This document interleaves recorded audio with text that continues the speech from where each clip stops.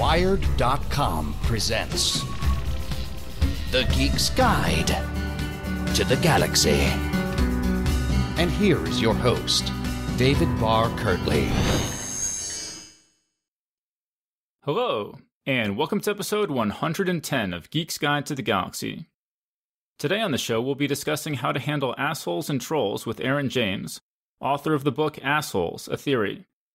But first up, we've got an interview with actor Cecil Baldwin, voice of the wildly popular podcast Welcome to Night Vale, written by Joseph Fink and Jeffrey Cranor. Cecil plays Cecil Palmer, a radio host who reports on the strange goings-on in Night Vale, a desert community where monsters and conspiracies are just daily occurrences. And now, here's our interview with Cecil Baldwin. All right, so we're here with Cecil Baldwin. Welcome to the show. Hi, thank you for having me. Okay, so why don't you just start out and tell us how you first got involved with Welcome to Night Vale? Well, I am working for a theater company called the New York Neo-Futurists, and we do a weekly show in the East Village called Too Much Light Makes the Baby Go Blind. And I had written a short play in which I was commiserating not being able to find any voiceover work, even though people have told me pretty much my entire adult life that I have a radio announcer voice. And there was a writer who is a friend of mine who was in the audience that day. And he was like, yes, you do have a great voice. Maybe I will utilize that in some way. That was Joseph Fink. And he went on to create Welcome to Night Vale and asked me after he'd written the pilot episode if I would like to record it. And I said yes. So, I mean, yeah, you do have a great voice. So why were you not finding work doing voiceovers? Well, I find that I have a relatively old-fashioned voice. It's very 1960s radio announcer. And just because of what the market is looking for nowadays in commercials and radio, oftentimes they want sort of an everyman kind of voice, sort of like a Paul Rudd or, someone like that. And I just didn't really fit into that commercial box. And so you mentioned that you are with an acting troupe called the Neo-Futurists. And since this is a science fiction show, we're really interested in futurism. Does Neo-Futurism have anything to do with the sort of futurism that we would do on the show? It's not necessarily future as in science fiction future. It's more of a borrowed idea from the Italian futurists who had this idea that art should be temporary and disposable, and we shouldn't hold on to our art and worship it and put it on a pedestal. That art should be immediate and present, and once it is done, it should be thrown away. And so as the Neo-Futurists, which was started 25 years ago in Chicago, we do a lot of work that is ephemeral and immediate, and then we are constantly cutting plays never to be performed again and writing new material. We do a lot of living newspaper, autobiographical, things like that. So I can't write about something that happened to me 20 years ago and pretend like it's still happening. Everything has to be honest and immediate.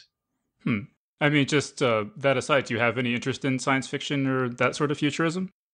I've definitely read a lot of the classic science fiction novels. My dad was a huge science fiction enthusiast, and I've taken a couple of his books with me. I think Stranger in a Strange Land was the last one that I read. Really enjoyed that. Mm-hmm. Okay, cool. And so the format of Welcome to Night Vale, it's sort of like a community radio show. Where did that idea come from? And do you guys have any background in community radio? I don't think any of us have any background in community radio. I believe for Joseph, it was something that was reflecting the late night radio he would listen to as a child growing up in California, mixed together with driving across the country and finding these small radio shows, throughout the Southwest. And he decided to take that format and then add this sort of fantasy, dark humor, horror twist to it. Mm. I mean, have you ever gone back and listened to any sort of community radio or anything like that to kind of model your performance after it? I've not actually. I mean, it's something that I know it's out there, and I have heard a couple of examples, but I didn't do I didn't do a lot of research on it before I got started. I understood the genre of community radio, and we just kind of ran with it. The writing is also can be very existential, funny, scary, which you don't really get as much in traditional community radio shows. So it kind of freed me up to make artistic choices in the performance as I was going along. I thought I heard you say in an interview that you had worked for like a public access TV show or something like that. Yes. When I was in high school, some friends of mine had a public access comedy show, similar to Saturday Night Live, but that was very brief, and it was really just a bunch of teenagers getting up in front of a camera once a week and being silly and ridiculous. You know, the only experience I have with public access TV is I lived in Austin for a while, and I used to watch just for laughs, I would watch Alex Jones on this public access TV channel. I don't know if you ever, he's like this conspiracy guy, and it's almost like Welcome to Night Vale, how crazy the stuff he says is. Okay, cool. So, and I mean, since I'm a podcaster as well, I'm always kind of curious just how people do their podcasts. So just in terms of the equipment and software and the practical stuff like that, how do you put together Welcome to Night Vale? Night Vale is actually very low tech. I have a relatively inexpensive Snowball microphone that I bought on Amazon for, I think, $70.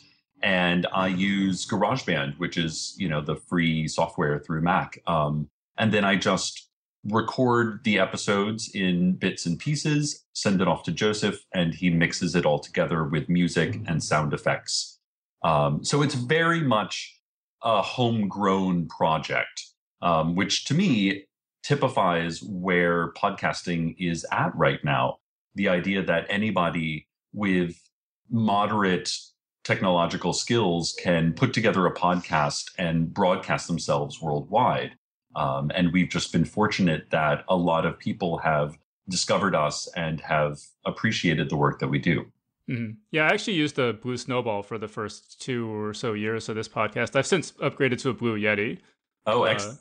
now that you guys have hit the big time, you think you might upgrade to an $80 microphone? I might. I'm definitely considering it. I record out of my apartment in New York, which is relatively loud and not very conducive to getting a good sound quality all the time.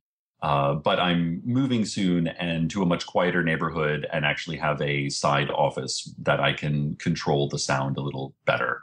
Yeah, I think I can hear like a garbage truck or something in the background. Yes, can. No, recording an episode of Night Vale is fraught with garbage trucks, ice cream trucks, neighborhood school children, banging of doors, all of that. And I find it's better to record in longer stretches to maintain the sort of artistic integrity of the show. And so it's a lot of stopping, a door will slam, and then I'll start again.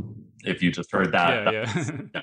I live right off of Broadway, so it's a little bit loud. Sorry for the sound quality. I have no idea what's happening outside right now. So where are you moving to? I'm moving to Brooklyn. I found a nice, quiet neighborhood in Brooklyn that is a little bit better for working out of my home. Yeah. So do you have any idea what kind of software Joseph uses to mix the show, and what sort of, where does he get all the sound effects and stuff like that? I don't know. I actually do not know what he uses to mix the show. I think it's relatively simple. It's free software would be my guess.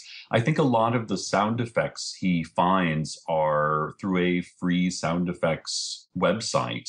I couldn't tell you the name of it, though, but it's a lot of people who have just made sound effects and then put them out on the internet for anyone to use, which is amazing.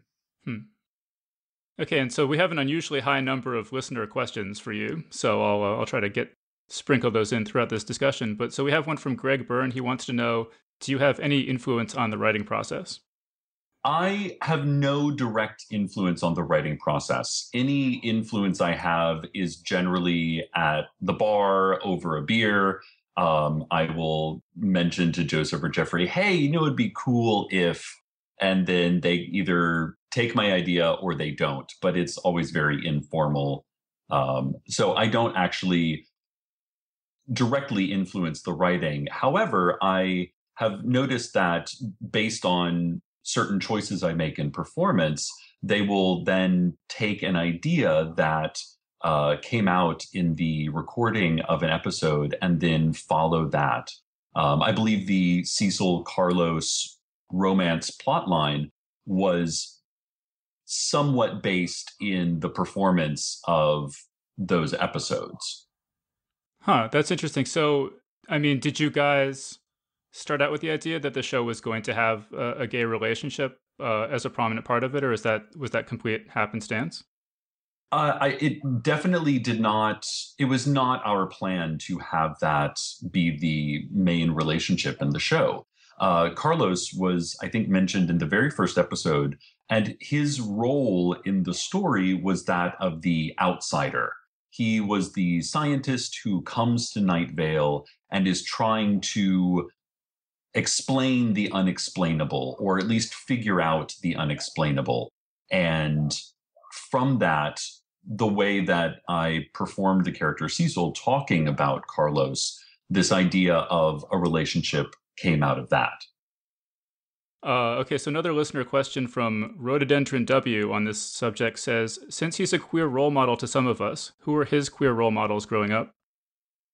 Oh man, there's quite a few. I mean, in the world of acting, I always looked up to people like Ian McKellen and Alan Cumming, who were very much aware of their sexuality and did not shy away from their sexuality, and yet still produced extremely high quality performances, regardless of gay or straight or bisexual. Were able to be taken seriously, whether they were playing Macbeth or if they were playing a gay magazine producer or something like that. And I really respected that. And I wanted to make a career that was based on those ideas, that it didn't matter if the actor himself is gay or straight or bisexual. What mattered was the performance of the character. I think one of my favorite filmmakers growing up was Derek Jarman. And I think the first time I saw Edward II, that film just completely blew my mind. I think it was the first time I ever understood postmodern film and the idea of taking a classical text and using modern imagery to expand on that and to make that story relevant. That was a huge influence to me growing up. I mean, certainly it seems that many young people are really inspired by the relationship between Cecil and Carlos. Just kind of what sort of things do fans say to you about it? I mean, it's amazing how people are ready for the idea that there can be two men or two women in a relationship that is one of the central themes of a story without being the entirety of the story. There's plenty of gay independent film and theater and writing, but oftentimes the gay aspect of it has a tendency to overshadow everything else and to inform everything else rather than being a singular aspect of a larger picture. And I think we're ready for that as a society, to include gay, lesbian, transgendered, queer characters without letting their sexuality completely define who they are. Uh-huh. Okay, so we might have some drama here. So Hal Lublin asks, do you secretly love Steve Carlsberg, asking for a friend? Of course I love Steve Carlsberg. Hal is an amazing actor, and I cherish every time I get to work with him on stage, especially. He is hilarious and he is so funny and so giving as an actor. And it allows me to take a character that I've created, which is normally very calm and maybe a little warm and giving to every character in Night Vale, with the exception of Steve Carlsberg. So getting to play Cecil in relationship to Steve is a lot of fun because it just gives me a chance to do something different. Mm-hmm. Okay, and so then Juin Raud says, how much is Night Vale influenced by the Cthulhu mythos? And he wants to know if you're familiar with Arkham Horror, Roger Zelazny's Night in the Lonesome October, or Anne and Jeff Vandermeer's anthology The Weird. I think the idea of the unexplained horror is definitely present in Night Vale. I know that Joseph has read some Lovecraft and has actually, through his publishing house, Commonplace Books, has written solicited short stories based on the unused ideas of H.P. Lovecraft. But I think what we are trying to do with Night Vale is something very different. It's something a little more modern. It has more of a modern perspective and more of a worldly perspective than Lovecraft was writing about.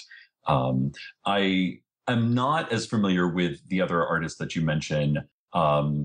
I definitely enjoy horror as a genre. It's probably one of my favorite film genres, but I often don't get a chance to read either novels or graphic novels related to that as much as I would like. So I'm always looking for good book suggestions.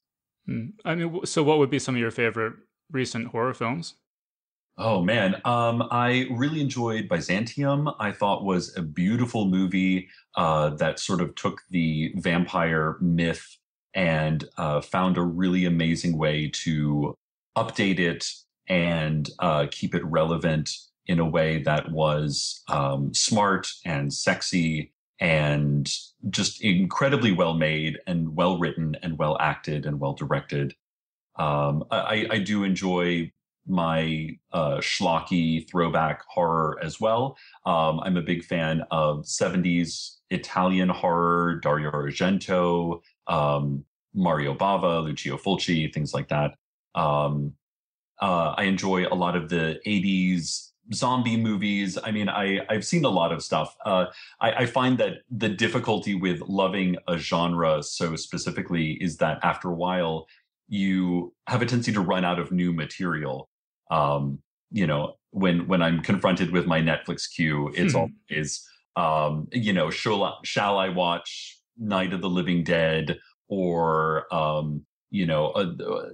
pick a Cronenberg film? Shall I watch it for the 50th time, or shall I try to branch out and experience newer work? And, it's kind of a give and take where, you're not going to discover anything new that you love, but you do have to wade through a lot of crap in order to get to the good stuff. Mm-hmm.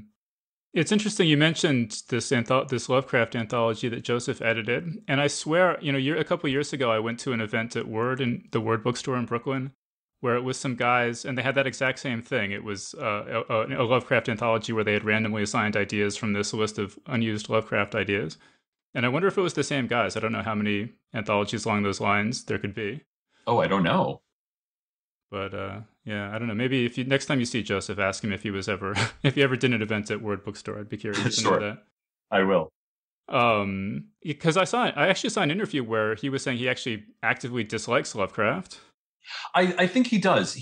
Lovecraft was writing from a very specific time and place, and the world was much smaller, and a lot of Lovecraft's work, I think, is influenced by this sort of fear of the unknown. And unfortunately, a lot of the world itself was unknown and a lot of humanity. And so a lot of his underlying themes developed sexism and racism as part of this idea of fear of the unknown. And, it's 2014, and I think we're a little bit beyond that now. Mm-hmm. Yeah, I mean, that was a really interesting point where you guys were talking about that in the modern world, it's where we deal with information overload. And so Night Vale expresses that in the sense that the most outrageous things are just passe to us now almost.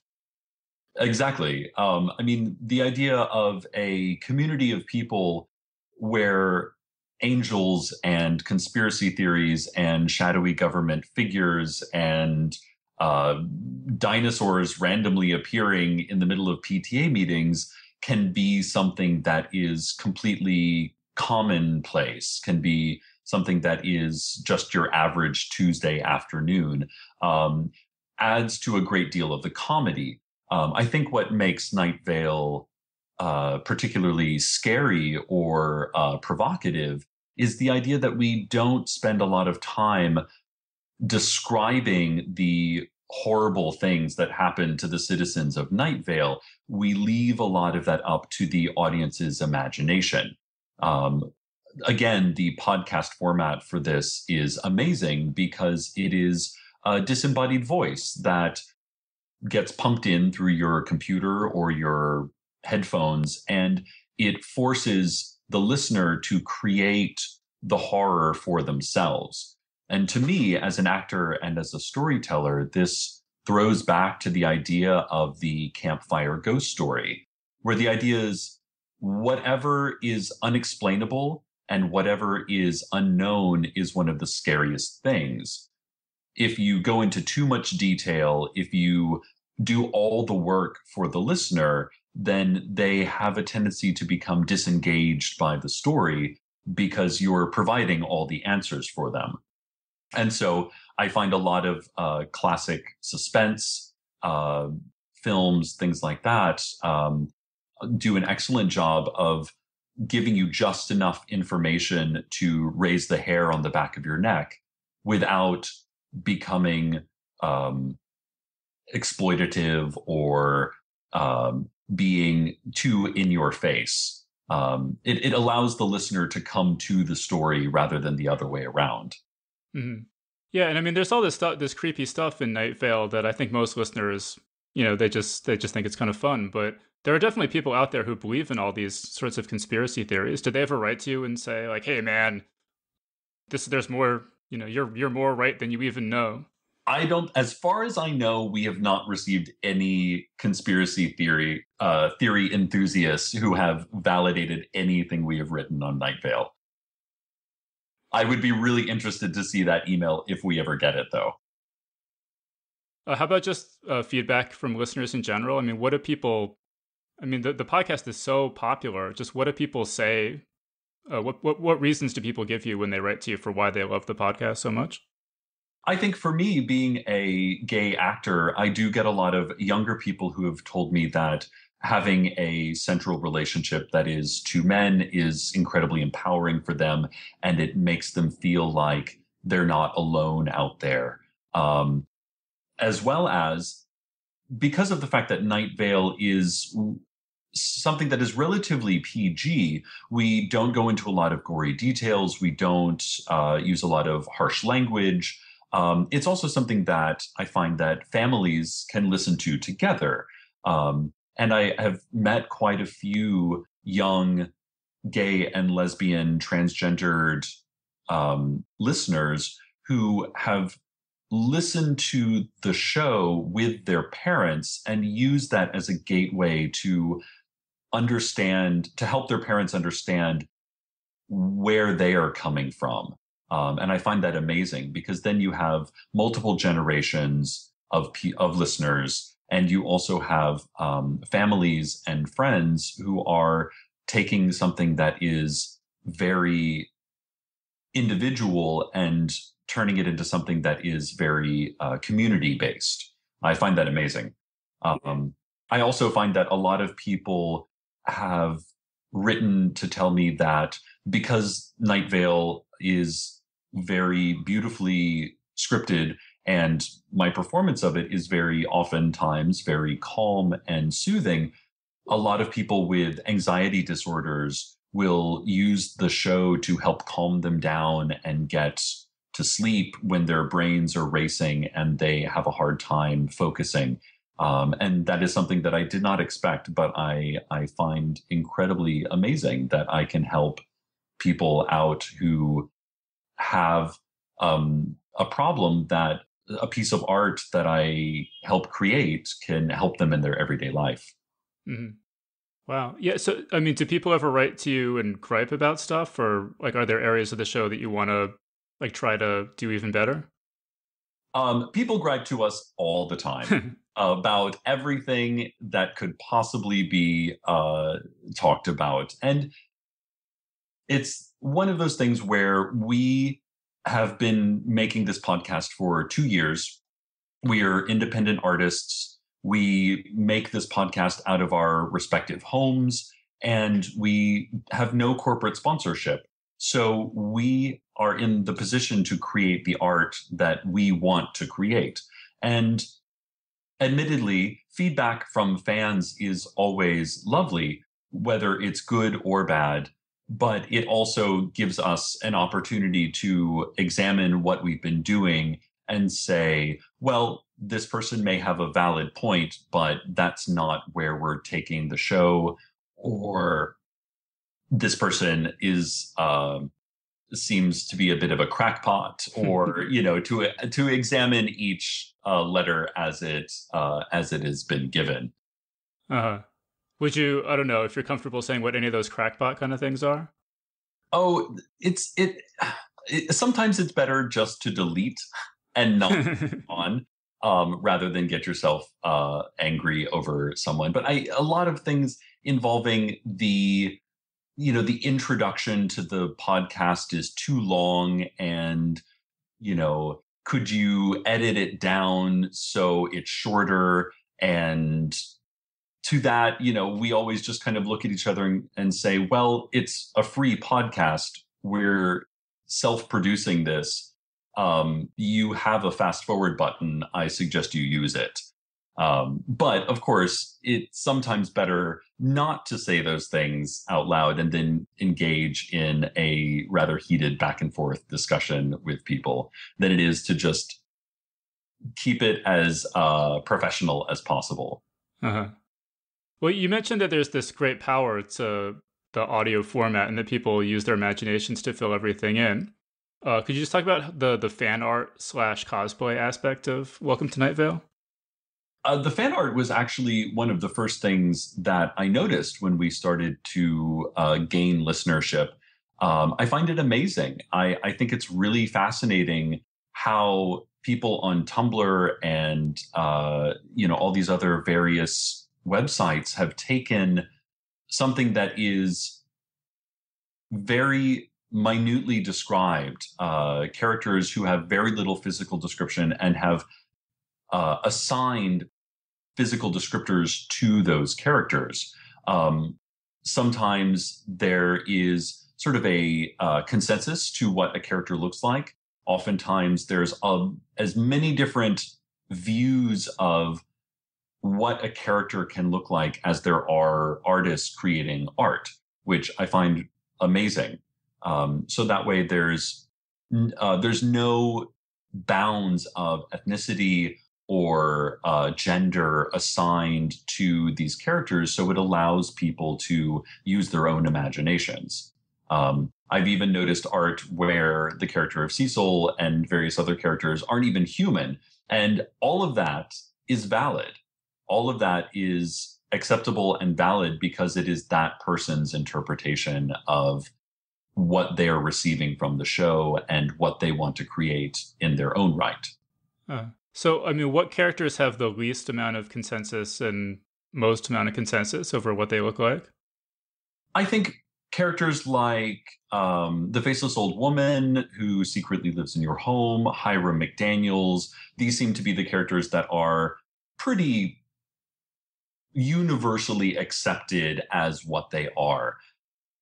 Characters like Tamika Flynn and Carlos, who we've all but stated their specific ethnicity. A lot of people have latched onto that and have really run with that, and kind of used the clues that have been written into the show. As a character, Cecil is deliberately not described in great physical detail.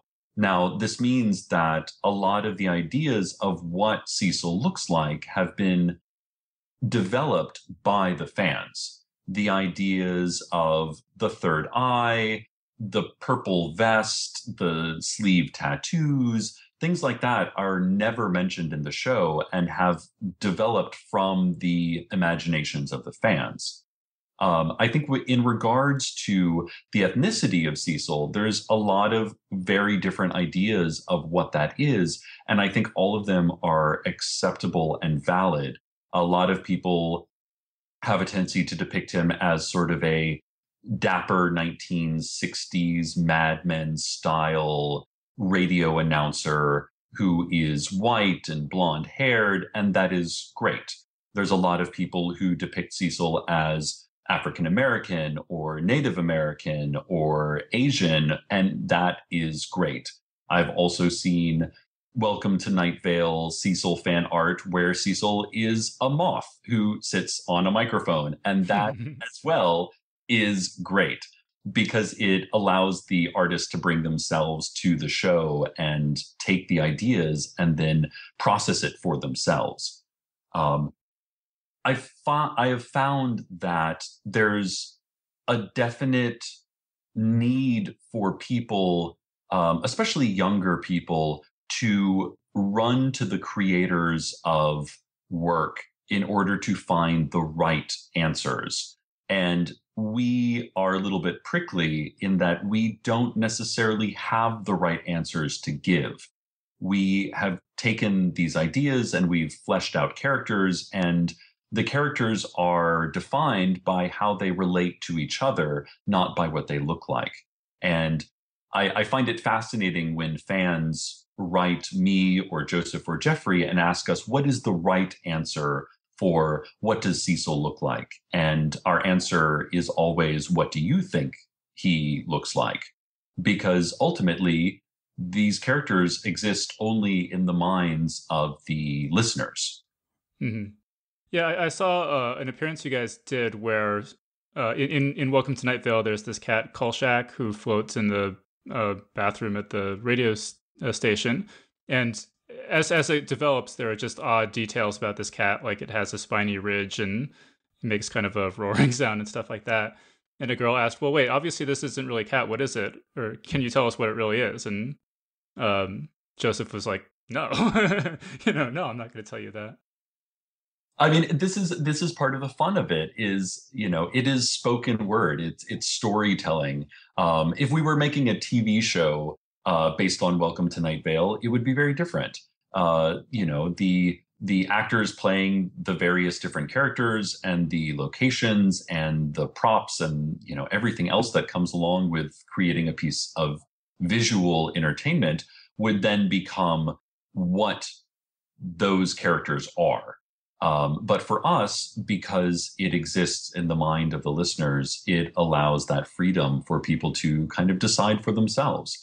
Talking about Koshek, the floating cat, some people have imagined it as a very normal looking cat. Some people have imagined it as having wings, and some people really get the the sort of sci-fi aspect of this creature who may or may not be a cat, but has definite non-feline features, and they run with that as well. And I think all of those are great ideas, and they're meant to sort of tantalize the listener and spark their own imagination. Mm-hmm. Well, I mean, do you think there ever will be a Welcome to Night Vale TV show or a graphic novel or some other visual thing like that? I don't know yet. I know that Joseph and Jeffrey are working very hard on creating a novel first, which will come out in fall of 2015. And I think once the novel is out, that will then inform any future iterations of Night Vale in a different medium. We've already started doing a lot more touring, but we tour, and when we do live shows, we do it in such a way that is very much based on radio theater, where we don't wear costumes. We're not trying to transport the audience and make them suspend their disbelief. And it's very clearly actors standing in front of microphones with scripts in their hands in order to keep that idea that this world exists in the minds of the listeners, whether it's from their computer or if it's happening live directly in front of them. Yeah, why don't you just talk a bit more about the live shows, and are there any other ones coming up? Yes, we are gearing up to tour Welcome to Night Vale in July. We are going to do a lot of dates in Canada, which is I'm very excited about because this is our first time going international. And we're going to some really amazing cities. We're also doing some dates in sort of the Midwest and mountain states in the United States, places like Denver and Salt Lake City. We're also getting ready to go to DashCon in Schaumburg, Illinois, which is a convention that is dedicated to Tumblr users. And since Tumblr makes up a large part of our listenership, we thought it would be a lot of fun to go to that. And then all of this will kind of cap off in San Diego Comic-Con, which is going to be huge. It's our first time going to San Diego Comic-Con, which is arguably one of the largest conventions in the world. And I'm extremely excited to see everything that's at the convention and represent Welcome to Night Vale at the convention as well. Mm-hmm. Yeah, and I mean, I just want to let people know that your previous live shows are available online. It's called The Debate and Condos. Will you be performing those or something different? We actually have a different script. We try to maintain the idea that every time we go to a new city, we bring a script that they've never heard before. So currently we have a touring script called The Librarian, which is about what happens when the librarians of Night Vale get loose, shall we say. And we take that script to as many different cities as we possibly can without repeating. And then once we have toured that script as much as we can, we release a recording of it. So that way, if Night Vale ever comes to your city, you are getting an experience that is always different. You get this script that has never been performed before in your city. So that way, we hope people will come back and see us when we return. It's funny you mentioned the librarians, because one of the things that really struck me about Welcome to Night Vale is that it takes all the most banal, harmless aspects of a small town and turns them into something sinister. So there's like the summer reading club and just all these harmless things. I was wondering, do you have like a list of actual small town activities or something? You just go through it and think, okay, here's the sinister spin we could put on this one and this one on this one. I think when we first started the show, when I was talking with Joseph and Jeffrey about the idea of what exactly a small town community radio show would include, it has a lot of the things that we've incorporated into the show. Things like local sports teams, especially high school sports teams, PTA meetings, traffic reports, weather reports, community calendars, spotlights on local government officials, things like that, which seem to be the bulk of what small town communities are concerned with. And we just take the idea that the average and mundane can be mysterious and horrifying, and the mysterious and horrifying can be average and mundane.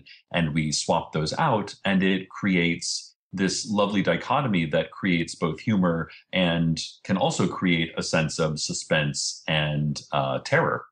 Mm-hmm.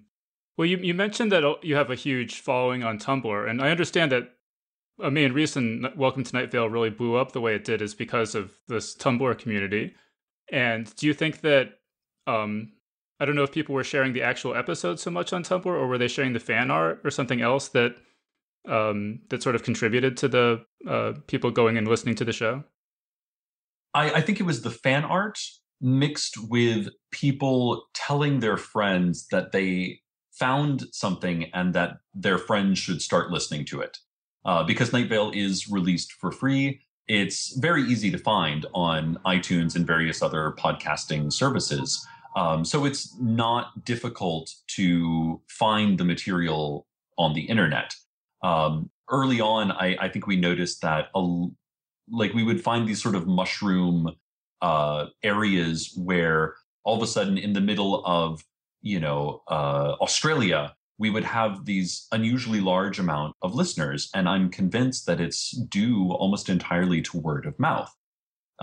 When it comes to the fan art on Tumblr, things like that website is so good about allowing artists to create something and then share it with a very broad cross-section of other Tumblr users who may be on the other side of the world. But if you're a photographer or an artist or a writer and you create work that resonates with someone who lives thousands of miles away, you still have a way to share your art with those people. And I think a lot of the images of the characters and the sort of makeup of Night Vale itself has been greatly benefited by that technology. Mm-hmm. I've also heard a lot of people say that they started following the Night Vale Twitter feed for a long time before even realizing that there was a podcast associated with it. Absolutely. Joseph and Jeffrey manage the Twitter feed, and I think of them as these strange fortune cookies that appear on Twitter every once in a while. But a lot of people started following the Twitter feed because they were so funny and, these strange little Zen jokes that they would create, and then later find that there was a larger show that it was attached to. And I know a lot of people on Twitter also follow Welcome to Night Vale and myself and Joseph and Jeffrey to get updates on live shows or Comic-Con conventions or things like that. We try to use social media in a way that is both informative and also entertaining. Mm-hmm. Well, and speaking of events too, I saw that you guys went to the LA Podcasting Festival. Yes. What's it like getting into the podcasting scene and meeting other podcasters and stuff like that? We had a really great time. We definitely noticed that we do something that is slightly different than what a lot of podcasts are based on. Certainly at the LA Podfest, there was a lot of amazing comedians who their show is an extension of their on-stage routine. And it involves them, riffing off of certain subjects or interviewing other people. And that's not what we do. We do a scripted show where a lot of time and effort has been taken into writing and recording and producing the show. I find that most podcasts fall into informative or educational, or they go in the opposite direction, which is entertainment. And while we're definitely in the entertainment side of things, it's just very different than what a lot of other people are doing. And it's really nice to kind of expand people's horizons to say, this is the potential for what a podcast could be. And then as well, getting to go to something like the LA Podfest and meeting people who are starting out or who have an idea but don't necessarily know how to develop it, and talk to them about how, our show is very low tech and is very simply produced. And the idea that if you create a show that is entertaining and interesting to you, then you will find the listeners rather than the other way around. I find a lot of people are in this day and age are worried about demographics and how do we create a viral something? And, of course, the answer is if you're trying to create something that will go viral, chances are it probably won't, because you're trying so incredibly hard that most people will just kind of roll their eyes and be like, okay, well, that was something interesting. And people would rather find new and interesting ideas that they can say, hey, I found this new thing. It's part of me now. and it is something that I can claim as my own. I mean, do you know of any new podcasts that kind of took a look at Welcome to Night Vale and said, oh, I want to do something in that vein, or, oh, I didn't know you could do something so out there. I'm going to do something so out there now? I've not really seen a lot of imitators or copycats or things like that, but I think the idea of radio drama, of this idea, is nothing new. We're not doing anything spectacularly, unprecedented. The idea of radio drama has been around as long as there's been radio. And it's just the idea that if you make a quality product and you put your heart and your soul into it, then other people will then look at this format that I'm sure most people would have said was dead and gone, but you breathe new life into it. I think we did an interview with CBC in Canada, and the idea that radio drama is something that can be appreciated by many different generations, but had all but died, and we're helping to bring it back and interest much younger audiences into something that is a non-visual medium. Mm-hmm. See, speaking of non-visual mediums, is there anything else you can say about the Welcome to Night Vale novel? I am not involved in the writing of it. I am trying to actually keep as I know very little about it, and I'm okay with that, because I want Joseph and Jeffrey to really make that novel their own and input their own ideas into it. Admittedly, I hope that once they do finish it, I'm one of the first people that gets to read the advanced copy of it and enjoy it just as much as any fan would. And then a bunch of the episodes have been written or co-written by other authors. And so, our audience is mostly book readers. Are any of those authors, do they have books that people should check out or anything like that? I think the Glenn David Gold episode was probably one of the best guest writers that we had.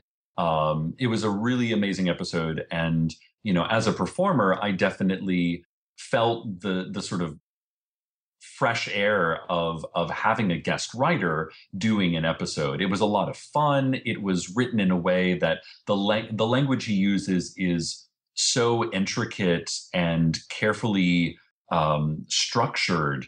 It was just a lot of fun to perform. It reminded me a lot of performing Shakespeare or classical theater, because every detail was so nuanced and added to the overall picture of what was happening. That was a really great one. Mm-hmm. And he has some books that people could go check out? Carter Beats the Devil is an amazing novel. It's on my bookshelf right now. It's really great. Okay, cool. And then speaking of Shakespeare, we had a listener question from Maggie Leung. She says, what is your favorite Shakespeare play and who is your favorite Shakespeare character? Oh, that's a tough one. I don't know if I can narrow it down to just one. I think if I'm going to pick a comedy, a tragedy, and a history, it would be A Midsummer Night's Dream, Macbeth, and Henry IV Part 1. I think all three of those, I've been fortunate enough to be in all three of those at various productions, and they're just amazing and beautiful to watch and to listen to, much in a very similar way that Night Vale is, in that when Shakespeare was writing in Elizabethan England, you did not go see a play. You went to go hear a play. And all of the language that Shakespeare uses is made to build upon imagery that exists only in your mind. This is evident in the way the plays were staged, in the structure of the Globe Theater, the fact that it was performed outdoors during natural daylight, in front of a crowd of people that included, people selling concessions and lords and ladies and prostitutes and merchants and children and animals, and all of this kind of added to this love of life that is reflected in Shakespeare's work. When it comes to a favorite character, that's tough. I I mean, I definitely have a bucket list of Shakespeare characters that I would like to play before I die. I've always wanted to play Oberon. I think is an amazing, fun, slightly malevolent, but also slightly, loving character. Oh man. I think it would be a lot of fun to get to play a character like Iago is an amazing villain. It would be great to play Edmund in King Lear. All of those, I obviously you can tell I'm kind of drawn to the villains, but I find it's only because when working in classical theater, I have a tendency to fall somewhere in between the villain and the fool. And a lot of Shakespearean theaters that I've worked for, a casting director will look at me and go, "You're obviously a villain." And then another casting director will look at me and go, "Well, you're obviously the comedic relief." And there's no convincing them otherwise. I mean, I would love to play Trinculo or Speed or someone like that. I think would be a great comedic role as well. So if people want to see you on the stage, how do they go about that? And do you have anything else theater related coming up? Outside of the world of Night Vale, I perform with the New York Neo-Futurists. We do a weekly show in the East Village called Too Much Light Makes the Baby Go Blind. We have about 15 different cast members, and we rotate those cast members out. So if you go to their website, www.nynf.org, it'll have a list of who's in the cast that week. And like I said, it's all autobiographical theater. It's all very present and relevant to the immediate performance. And you will definitely see me, Cecil Baldwin, the actor, as standing up in front of you and telling you stories from my life and stories about the world that we inhabit together, rather than taking on an imaginary persona. It's a lot of fun, and it's a lot of audience interaction. I've heard audience members say the craziest things in front of 100 people on a Friday or Saturday night. It's always different, and it's a good time. I mean, so like the segments that you've written, could you just give us an idea of what kinds of things you talk about? I've talked about everything from the fact that my parents are getting older and love to go on cruises. I've talked about relationships I've been in. I've taken filmmakers' work who I've appreciated and try to find a way to let their style influence other aspects of my own personal life. Like I did a play called Neo Polanski Apartment Trilogy, which was 3 different Roman Polanski films, the style of 3 different Roman Polanski films taken and written in monologue form that reflected sort of New Yorkers' relationship with their apartments and their neighbors, and what it's like to listen to your neighbors fighting next door and not knowing how you should interact with them and all of that, which I find was very present in films like Repulsion and The Apartment and or The Tenant and Rosemary's Baby. It's always different. A lot of times it's very political. I wrote a play which was based upon the Kill the Gays bill in Uganda, because there was essentially an American religious figure who would go over to Uganda and kind of stir up anti-gay sentiments in an effort to allow the Ugandan government to kill anyone who was out of the closet as gay, lesbian, or transgendered. And so I wrote a play reflecting that. So it runs the breadth of my own personal experience. And I'm allowed to kind of take those ideas and put them on stage every weekend. Well, maybe soon you can write a play about what it's like to live in a quiet apartment for a change. Oh, dear God, I hope so. Okay, so Rhododendron W says that the recent Welcome to Night Vale episode, Company Picnic, was the first episode without you in it. So how did it feel to listen to an episode that you weren't involved in recording? It was a blast. I mean, I had the opportunity to wait until the 15th and listen to the episode with completely fresh ears. Um, I didn't know what was going to happen. I didn't know what Kevin and Lauren were doing from a performance aspect.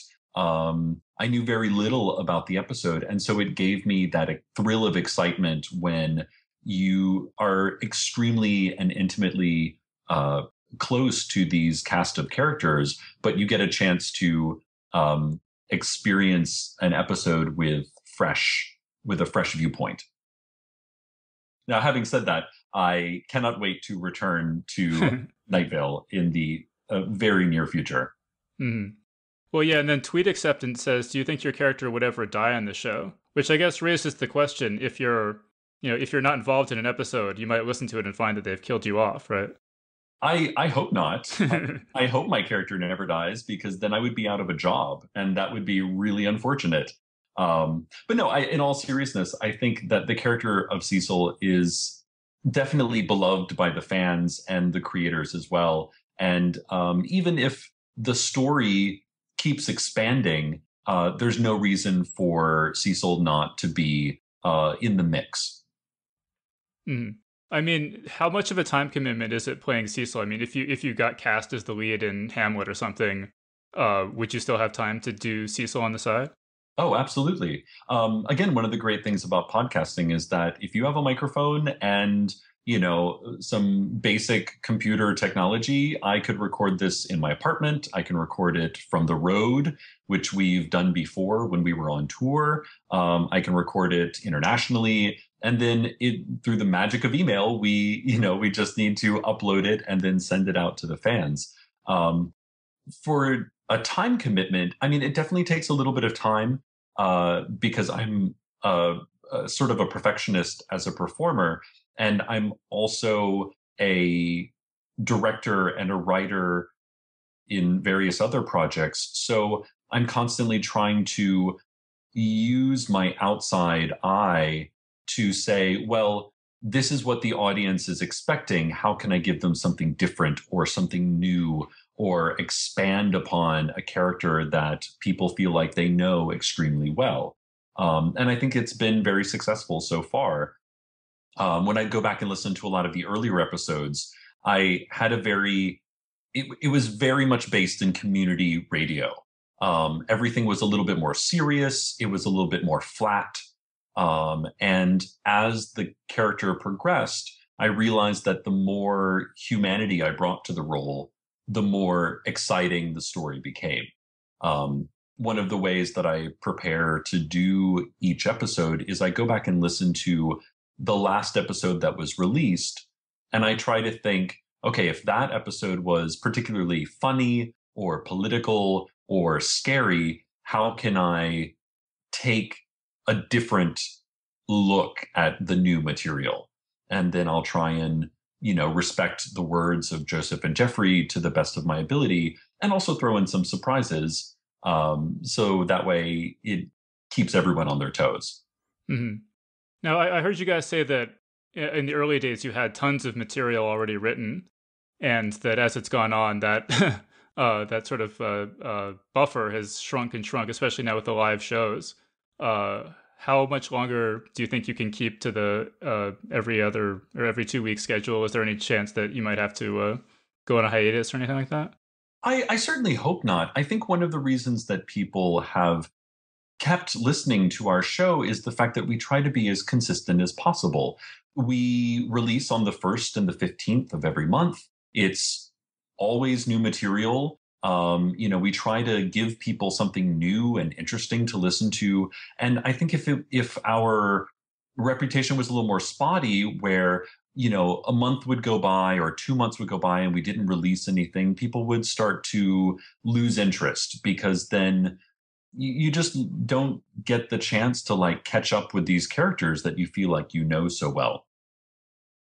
Now, having said that, we are in the process of Joseph and Jeffrey are writing a novel. We're touring for months at a time. There's a good possibility that I'm going to be performing with the Neo-Futurist at the Edinburgh Fringe Festival in Scotland. So the calendar of work that we have set up definitely has wiggle room or room for adjustment, but we do try to keep ahead of the curve as much as possible. Which, God bless Joseph and Jeffrey, because they're writing a novel that's going to be released a year from now, while at the same time writing material that will be performed a month from now and writing material that will be performed 2 weeks from now. All right, cool. So that's pretty much all our time. Maybe just to wrap things up, do you want to just remind people what your upcoming dates are for the live events and how they can find the podcast and anything else you just want to mention? Sure. The next big event we're doing is at Town Hall in New York City. I'm very excited to be performing in Times Square. It's always been a dream of mine. We're performing at Town Hall on June 4th. There are still tickets available to the 10 p.m. show.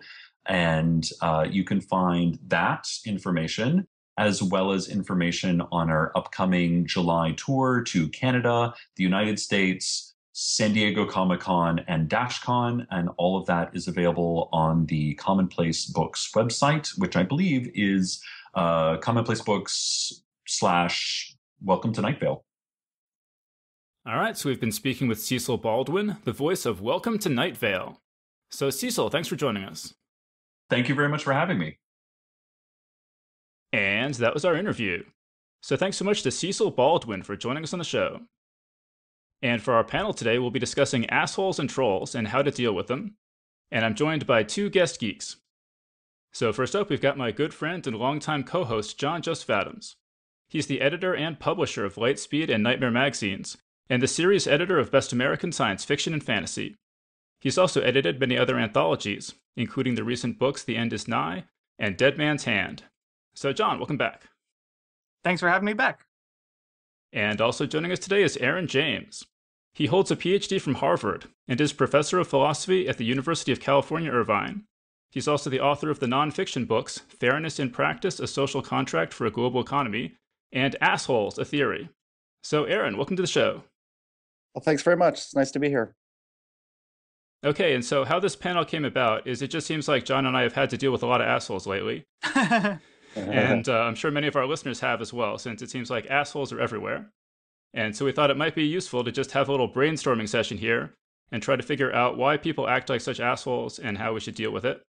And then we discovered that Aaron had written a whole book on the subject, so he just seems like the perfect person to help us out. So Aaron, to start off with, why don't you just tell us a bit about how you got so interested in assholes?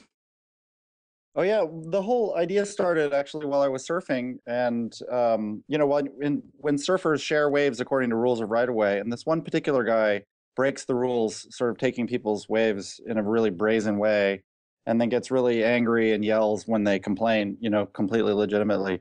And one day, this one particular guy, kind of a regular at the place I surf, was coming by, and I thought, man, he's an asshole, kind of in the usual way. But then I had this thought for the first time, a philosophical thought, which was, hey, wait a second, that thought, he's an asshole, has what philosophers call cognitive content. That is to say, it classifies the person as of a certain type. And, he's an asshole and the other people out there aren't. And that's, correct according to certain conditions. So I got thinking, well, what are the conditions? Maybe I should I should try to define the term, right, basically. So I got working on it and with a leisurely summer, sort of cooked up the definition that I came up with that's in the book. Mm-hmm. Well, yeah, why don't you tell us about that definition? Yeah, so the basic idea is that the asshole is the guy, and assholes are mainly men, by the way. He's the guy who takes special advantages in cooperative life. So maybe he cuts in line, or he talks too loud on his cell phone, or he interrupts too often in a conversation, or he parks in handicap spaces, in his car without a handicap, where he does those things out of an entrenched sense of entitlement. So because he thinks he's really smart or richer than everyone else, or just has a general sense of superiority. And the final thing is that his sense of entitlement immunizes him, as I put it, against the complaints of other people. So if somebody pipes up when he cuts in line, he'll just wall out the objection, or he'll tell him to piss off or whatever. He doesn't feel like he has to listen to the complaints of other people, given his sense of entitlement. And in fact, he might feel like he's the one being disrespected because he's being questioned. Mm-hmm. Yeah, and I think we all have lots of experience with assholes going back to childhood. And the first thing I really want to talk about is schoolyard bullies. Now, when I was a kid, I got bullied a lot. And adults would always say to me, oh, bullies are just insecure. And, you just have to talk to them and understand them and work out your problems. And it never seemed to me any of my bullies were particularly insecure. It just seems like they liked inflicting pain on other people and didn't feel any consequences for doing that. What do you think about that? Yeah, I agree that it's not just from insecurity. Maybe some of them are, but for the most part, I think they're probably just enjoying the rush of power that they have from their physical superiority over over weaker kids, and sort of exploring for themselves. You want to be a little bit sympathetic. They're sort of exploring their own power in a way that shapes their sense of themselves too, as sort of effectual.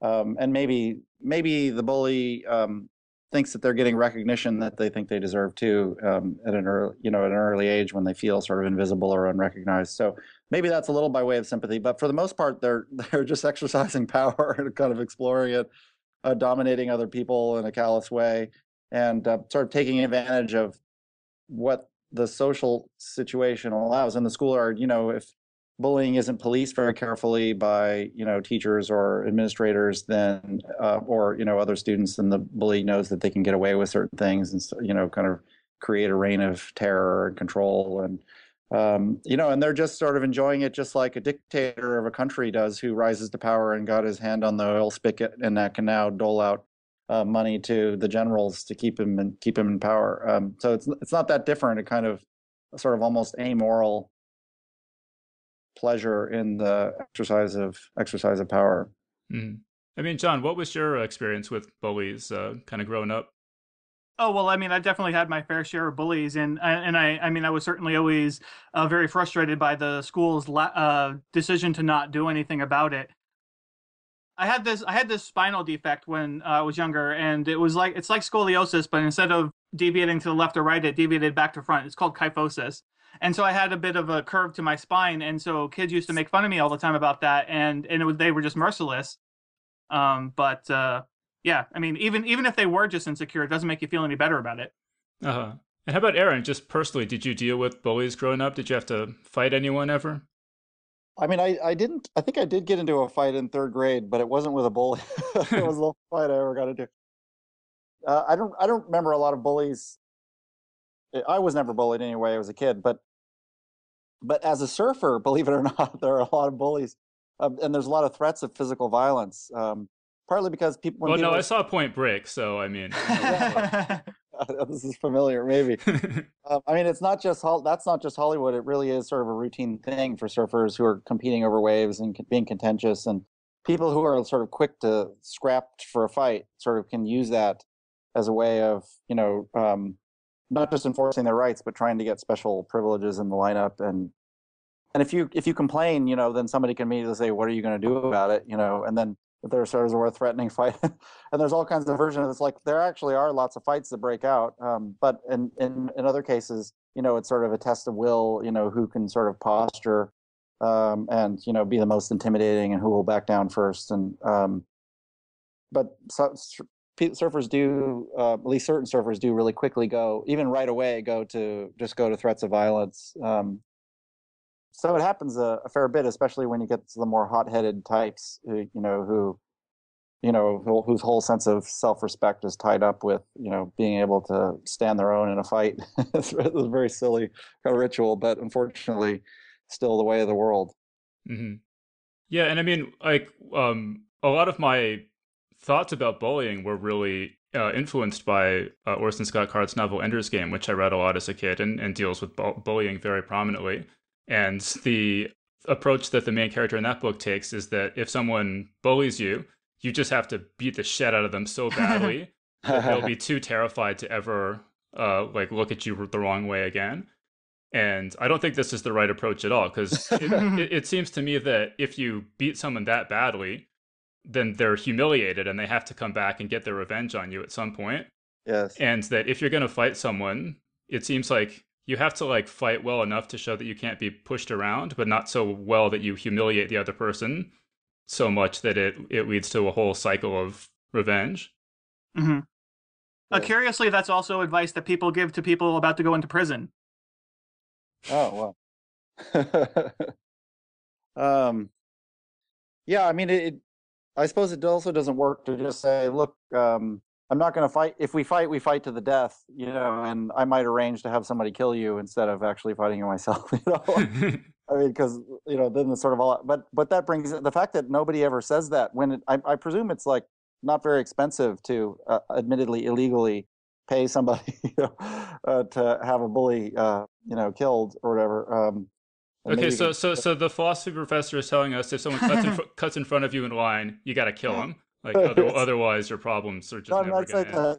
But what I'm saying is the fact that nobody thinks of that possibility is an interesting way that there's this sort of ethos around fighting. There's a way of sort of civilized fist fighting, or perceived civilized fist fighting. Fighting like men or whatever. In which, say, for surfers, both surfers carefully remove their flip-flops and place them to the side so they don't get muddy or dirty, right? And then there's this dance that happens, right, in which there's certain ideas about what counts as, a fair blow or whatever, in which they're going to have a test of strength that, is supposed to settle what? I mean, like, yeah. Why would the test of strength or courage, settle who's to be respected or not? I mean, morally speaking, you think, look, this can't settle the moral question of equality or who should defer to whom, or who has right of way on a wave, or who's going to be deferential. But there's this set of rituals anyway that are sort of taken for granted among the bullying types, and in some sense, when someone is threatened a fight, they're expecting you to sort of take up this almost like a chivalrous way. You're not allowed to like escalate radically. You can't pull a gun or whatever. You can't, pick up a rock or a stick and start, clobbering the person. You're supposed to just, scrap it out with mere like physical strength and courage. And it's a strange kind of highly structured kind of social practice, a kind of dance. But you might think like as a morally serious person who's truly civilized, you think, look, violence aren't we beyond the need for violence? We have the state to intervene to protect us from violence, and disputes aren't going to be settled through violence, properly speaking. So why would we even go to it in the first place? If somebody's attacking you and you just make no effort to defend yourself, then you're not, you're not letting them draw you into this dance. I mean, if you just don't respond, then, and maybe that involves, getting punched and just not responding, then even the bully within those same norms, isn't necessarily going to keep on going, because once it won't sort of establish their power further if you're not responding. If they can't win a sort of a fair fight or whatever, then they won't get, they don't get the status that they're sort of shooting for. So in some way, just nonviolent resistance, or just fleeing, or things like that, is really the best course. I mean, a major inspiration for this panel topic is I went to see a movie recently, and the guy sitting in front of me and a little bit to the side had his phone out through the first like 15 minutes of the movie, just holding it right up in front of his face, waving it around. And it was so annoying. And finally, I sort of tapped the back of his chair and said, like, could you please turn off your phone? And he turned it off, and I go back to watching the movie. And then a second later, I hear his voice, and he's like, don't hit me again, do you understand? And I look over, and he's like turned around, glaring at me. And you could just tell from his voice that he was just really, really stupid and had really, really poor impulse control. And I was really afraid he was going to like just come at me in the middle of this movie, And so ever since then, I've been thinking about that whole situation of just people being assholes in movie theaters. And I just want to go to a movie and not have people shining their phone in my eyes and talking loudly behind me. And like, what do you even do about that? Yeah. That to me, should I answer? How about John? What do you think? What did you think about my story there? Oh yeah, no. Well, I mean, I definitely relate to it. I haven't had that exact experience, but I've certainly like that kind of asshole-ish behavior it drives me crazy. Like I just can't stand it. Like especially like in a movie theater, because like I don't know, like I guess I kind of treat movies like with a certain amount of respect, in that even if it's not like going to be a great movie, I want to go and have the experience of watching it without having all these outside annoyances bothering me. And just so like anytime you're in the movies and you have people who are like, sort of kicking your seat and everything. And it's like, how do you not know that that's not a thing that you do? It's like, this is not your living room, where, cause they talk and they just, crinkle their bags of goodies or whatever, and just like it's like they think that they just like it goes back to what Aaron was saying about entitlement. It's just like people feel like they're so entitled to just do whatever they want, like when they're in a public place like that. As far as what to do about it, I wish that there was a technological solution. Like, I wish that I could just have an app on my phone that could, like, tattle on this person and, like, alert the ushers or whatever so that they deal with it. Because, it's not my job. Like, and like you said, I mean, you potentially could have gotten in a fight with this guy for trying to tell him to turn off his phone. It's like, but, like, if we could just have something that we could alert the ushers to let them come deal with it, that would be one thing. But alas, we don't have anything like that. And of course, that only would potentially work in a movie theater situation, not in all the other situations where you might run into assholes in the world. Well, and of course, this whole time I'm thinking about that guy who got shot and killed in the movie theater. Mm-hmm. When he got, I don't know if you read about that, that there was just like some guy asked him to turn his phone off and he said, "Fuck you." And the guy threw popcorn at him and then somebody shot somebody. And yeah, like that's just one of the like awesome things about living in the United States is like you have to worry about every like dumbass in the movie theater packing a gun, Yeah. Yeah, I mean, it's a sort of, I don't know, sad or tragic fact of life. I mean, it's just a general fact that in some cases, it's not going to be worth it for you to enforce your real rights. In this case, to have the guy just take it easy. And I mean, if he's really going to act out and threaten violence or like a huge amount of aggression over such a small, and fair request, then it's better to just switch seats and enjoy the film than stage a grand effort to get the guy to yeah, like I don't want it to be my epitaph. Like he died enforcing movie theater norms. Yeah, exactly. I mean, and there are like much greater injustices. That is a real injustice, but there are bigger injustices to die for in the world. I mean, if you're going to go out, like do it for something really worthy and important.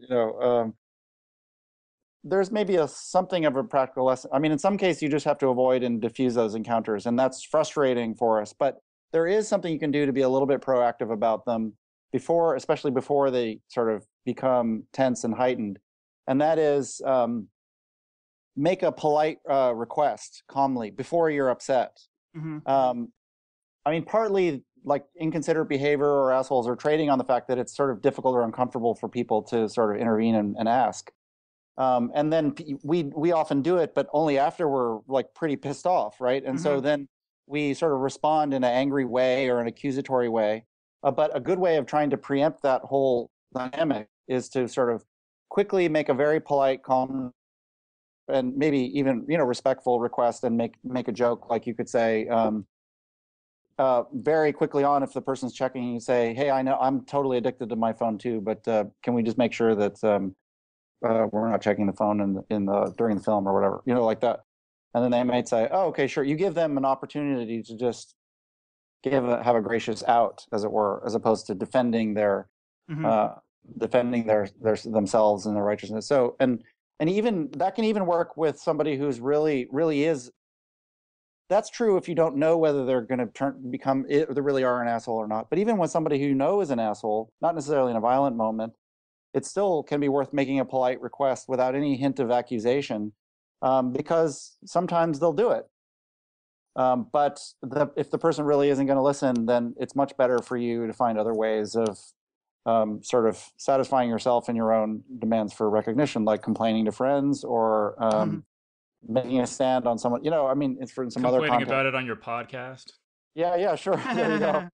I mean, that's really important for us to do, but there are a lot of ways to do it, and it's natural to want to exact respect from the asshole himself, but their condition is such that they're sort of dug in and won't recognize other people, and so the kind of tragedy of the asshole encounter is that the best thing is to give up the thing you really are entitled to, which is to get them to listen, just because it's not worth fighting for that injustice necessarily.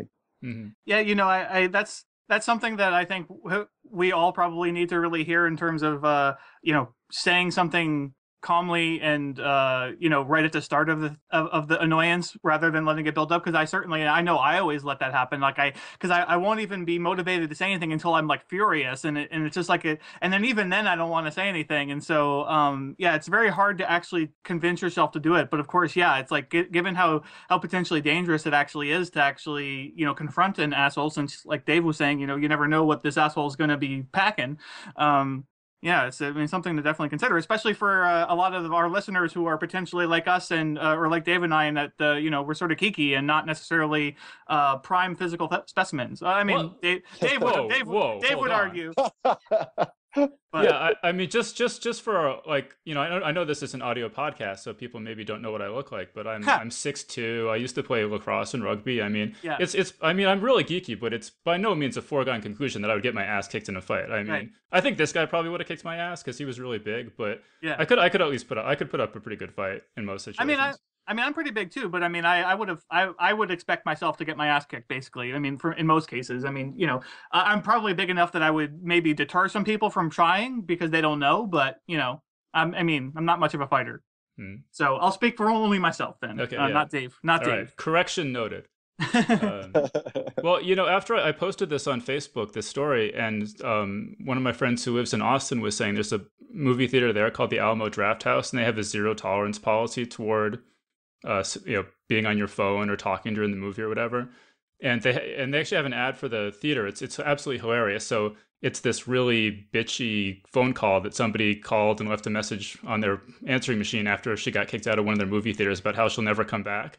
And so they just play this message, and then at the end it says like, "Thanks for not coming back to our theater." and they just show that before every movie. And God, I wish there was a place like that in New York somewhere. Yeah, I think, that's the other solution, right? Part of these encounters happen because people know that they can sort of push the boundaries for, where they can break social norms without being held accountable, because they know they're not going to get, a full court press, for enforcement. If they just have to deal with you complaining, trying to hold them accountable, then they feel like, they can deal with that. They can blow it off their usual defense. Mm-hmm. Okay, but even in a normal movie theater, right? Before every movie, there's like 2 messages telling you not to use your phone during the movie. And so if I'm sitting there using my phone, after I must have seen hundreds of messages in my life saying not to use your phone during the movie, and then someone tells me that it's bothering them, please turn it off. What's going through my head as an asshole that I think the problem is with them? Yeah, right. So they don't. The asshole's perfectly aware of the social norms, and they also think that other people ought to keep the norms, and they're pissed off when other people are violating them. But they tell themselves a story, like Leona Helmsley, taxes are for the little people, and they think, they style themselves as special in some way, or they don't, they're self-important, I have important calls to make, I have to check my phone, sometimes it's a specific sense of entitlement, that you can pin down, one that they sort of use over and over again, tell themselves stories about why they can make an exception of themselves. In other cases, it's sort of just a diffuse sense that I'm special and the normal rules don't apply to me. And, other people, of course, can't, expect me to behave just like them, So it could be any number of different sort of rationalizations. And the state of mind that the asshole has is just one of being stably disposed and entrenched in some such rationalization such that they make themselves out to have special entitlements. And when they're questioned, as they naturally can be, because they're often pretty flimsy rationalizations, they just react in a defensive way to sort of wall out, they're not going to take the objections seriously. And so that's basically the asshole's way of being. Mm-hmm. Well, yeah, I was talking about that with some friends afterward. I'm like, this guy's having his phone out, which can't be that important, provoked this nasty confrontation with me. Is there any chance that he's going to not take his phone out at the very next movie he goes to? Like, even the slightest chance? Yeah, I suppose. I mean, if things can get bad enough, he might decide it's inconvenient, right? For example, if in your case a big scuffle ensued and then the movie theater people had to come out and police it, then maybe he doesn't want all that hassle, right, for the next time. But in that case, he's sort of he won't pull out his phone, but for the wrong reasons. He won't pull it out to avoid hassle, because in that case, the norm was enforced and enough to make it inconvenient for him to do it. Yeah, it's just sort of Pavlovian at that point. Yeah, or he just counts the costs and thinks it's not worth it. I mean, or if you complain, oh, he doesn't want an argument right now because he's, so maybe he reins it in. But he's not doing that out of recognition of, your rightful status to, ask him to obey a perfectly reasonable social norm. That's not why he's going to do it next time if he doesn't pull out the phone. So, it's just because, the movie he might think isn't as enjoyable if people start complaining, start harping on him, or if they don't show him the respect he deserves by just leaving him alone. Mm-hmm. So in that way, he might sort of fall in the line with the social norm. But it's still not real recognition of, the claims and interests of the other people around him. All right, so, I mean, there's a lot more I could say about movie theater assholes, but given our time limits, I have to move on to our next subject, which is a big, big subject, which is internet assholes. Now... the natural home of the asshole. yeah, their natural habitat, right? Yeah. Well, yeah, some of our younger listeners may have trouble believing this, but there was no internet when John and I were kids, right? So when the internet came in, it was kind of shocking because... as a kid, I had always imagined that most adults were generally like adult, right? They were mature and reasonable and stuff.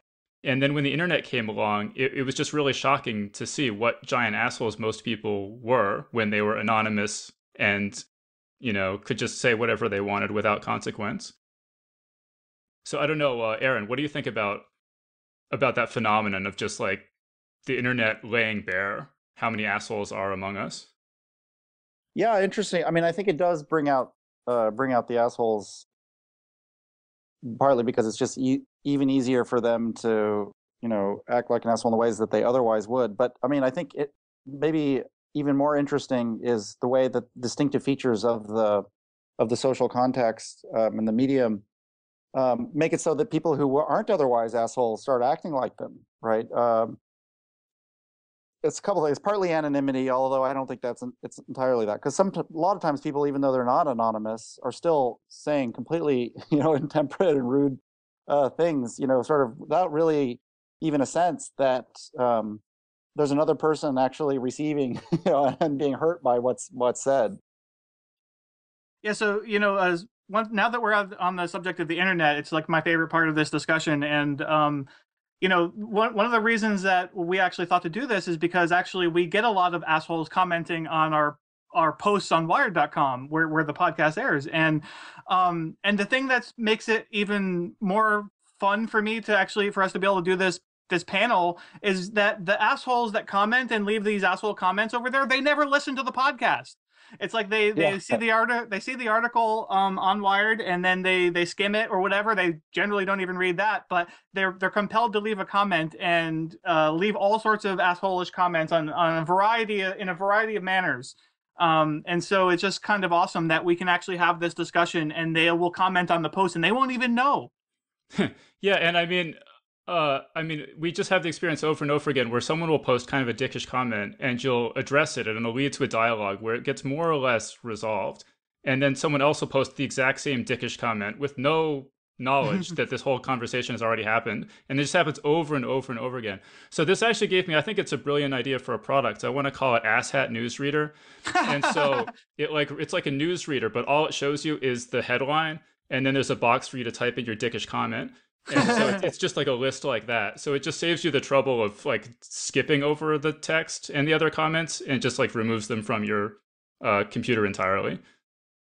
Because there are a lot of people out there, I think. I think there's a big market from this, just based on my experience. No, there absolutely is. I mean, I think in part, though, the person who's going to do this has to have a sense that other people are going to be reading the article with interest. So even if they don't read it, they sort of feel like, oh, this is my chance to be seen, to shine, or to get attention. sort of to appear in the eyes of others, and to be, if not respected because they're saying sensible things, but at least heard, or, sort of like the bully who, if he's not going to be respected, he wants to be feared, So there's that kind of basic motivation, I think. You see this a lot with book reviews too, and it's kind of curious because sites like Amazon have made anybody with a computer able to post a review of a book, and they actually can be really damaging. And a lot of times people they post these reviews, which obviously are criticizing a book or whatever product for being something it's not intended to be. So like I edit anthologies, and so a lot of times you get people who are complaining that it's a book of short stories and not a novel. And it's like, well, I'm sorry, that's not what it is. It's not really fair to criticize it for being something entirely different from what you hoped it would be. But that also sort of brings up this thing that I've seen from time to time where you get reviewers, not even just on Amazon, like actual professional reviewers who have a review in some publication somewhere, like they'll post a link to it on Facebook and then they'll tag the author, even though it's a negative review. And like, why would you? It's like, hey buddy, tap on the shoulder, like, hey, did you see this terrible review of your book I wrote? Aren't you going to be very pleased with me that I pointed this out to you?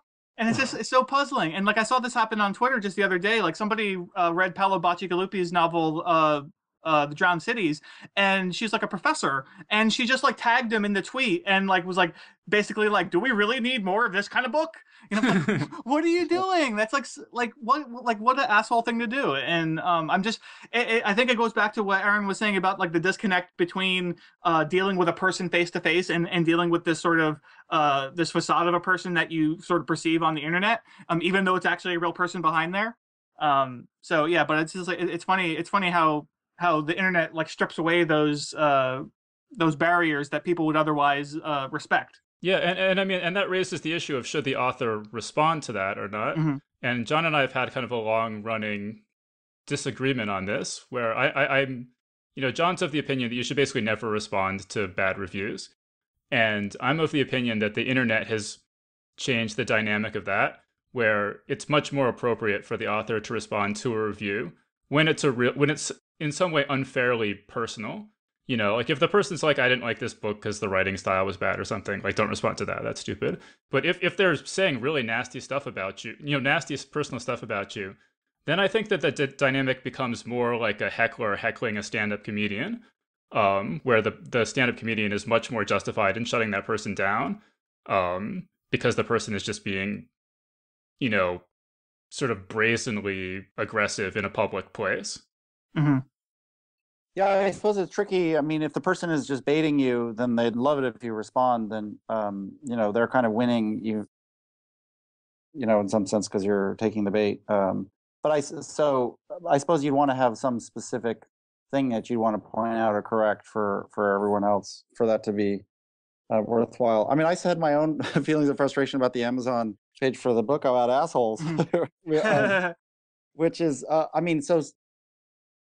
some people would write, careful, thoughtful reviews, and but then they'd get buried, underneath people sort of who would say very intemperate things, or like you say, didn't really appreciate the point of the book, or missing something, or just sort of have some other extra grind and they want to express a primal scream, or they insult me, so I didn't respond to any of this stuff, but it did kind of wear on me, and partly because even the bad ones wouldn't necessarily get buried, or, people can sort of say whether they find it's helpful or not, and that can suppress some of the bad ones. Mm-hmm. But some of the ones that wouldn't get suppressed, they'd still be hanging around. So it's like somebody, so it's feels like this terrible thing where somebody can just sort of take a crap on your book with no merit, and your only hope is that people who read those things sort of understand that that's sort of how these things go. They're not really serious about, they're not going to take it seriously. But actually, so I was sort of bothered by those things, and then didn't spend much time reading it because I,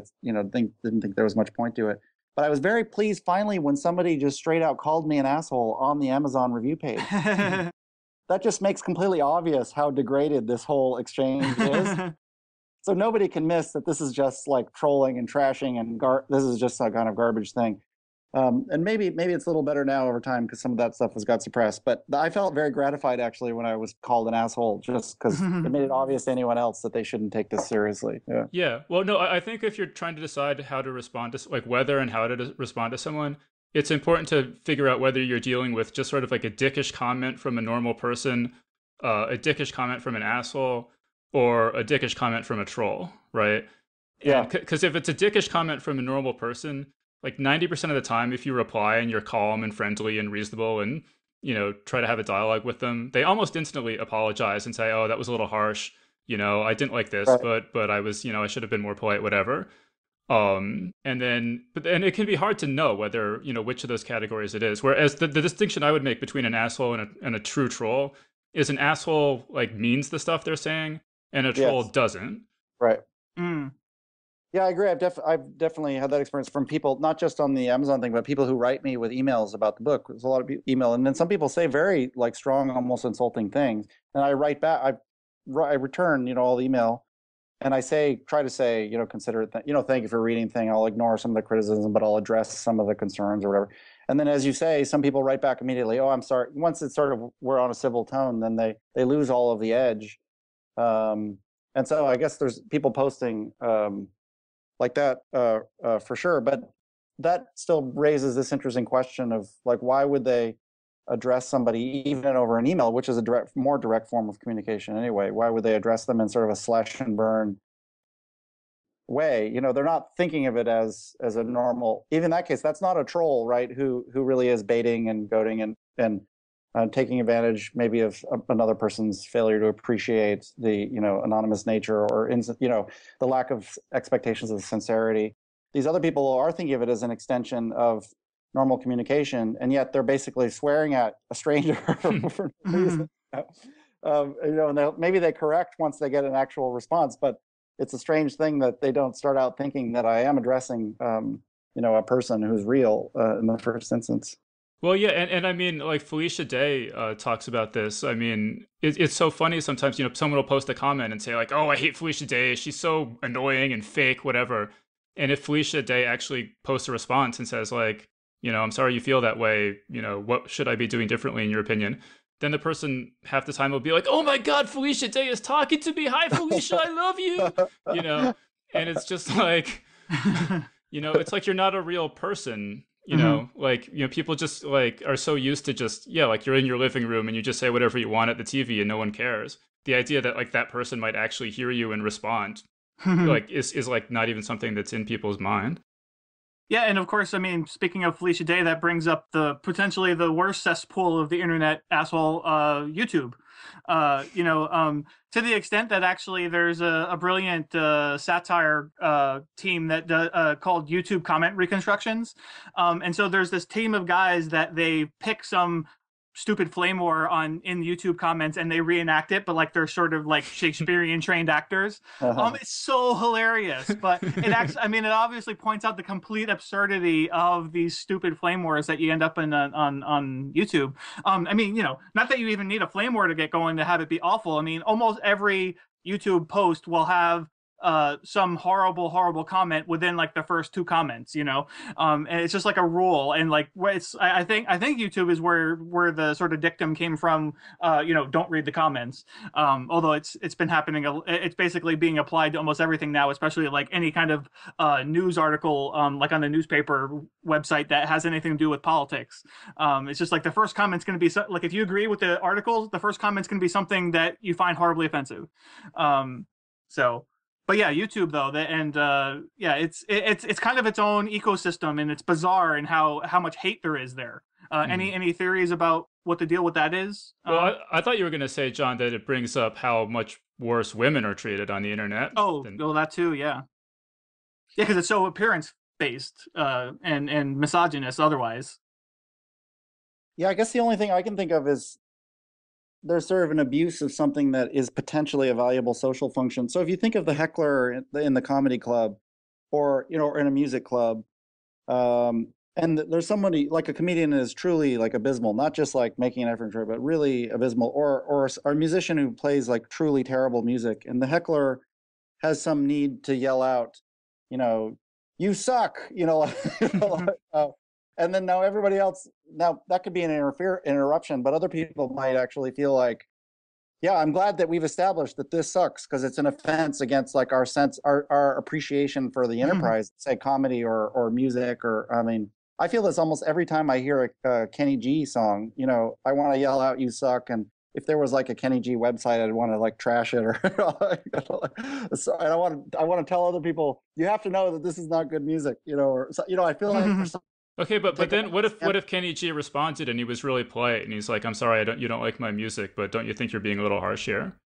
yeah, I actually just read an interview by him where he's discussing thing, you know, and I did have that own. I didn't interact with him obviously, but I partly I thought, oh well, Kenny G, he is a a real person who has a mind that can be sensible and all that, you know. So he just obviously very different and maybe bad taste. Not that he's not a talented musician; it's sort of what he's choosing to do with his talents. So yeah, I mean, I did have that sort of self-correcting experience, but in that case, like the part of me that can resonate with is you feel like there really is something important to take a stand for that the group or the people involved just aren't really aware of, and it can be worth breaking some norm of civility to stand up for that.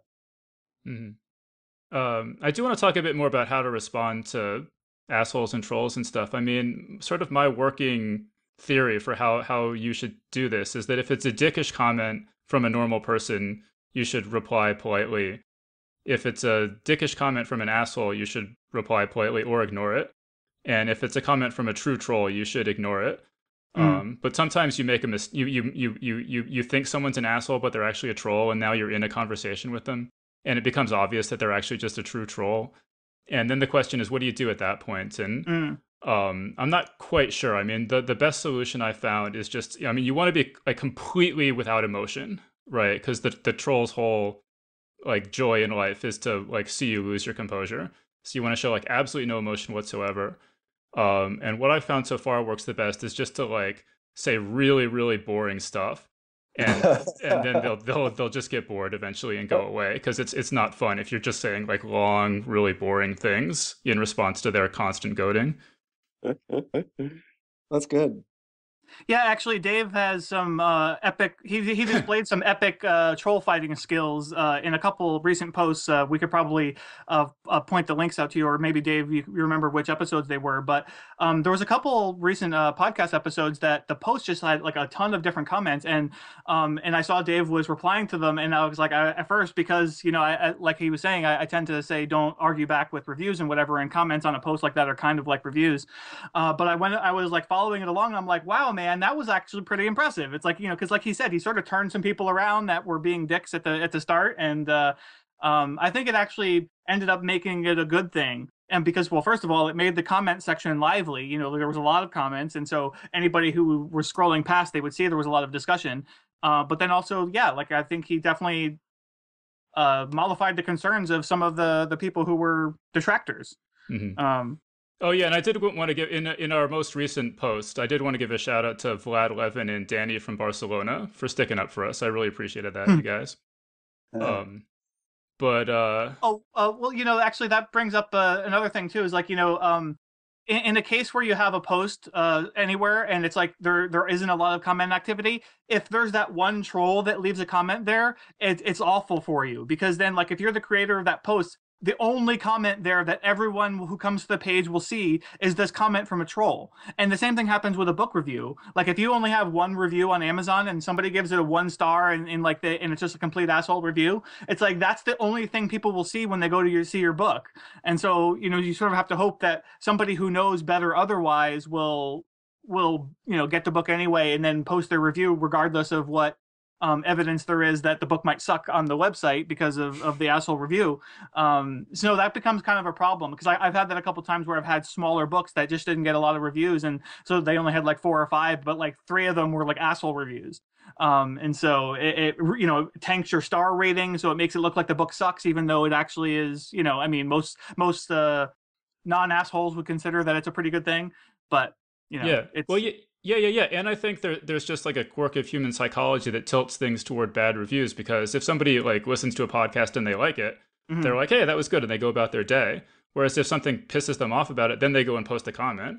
So, the upset comment, the irate comments are massively overrepresented, among the posts.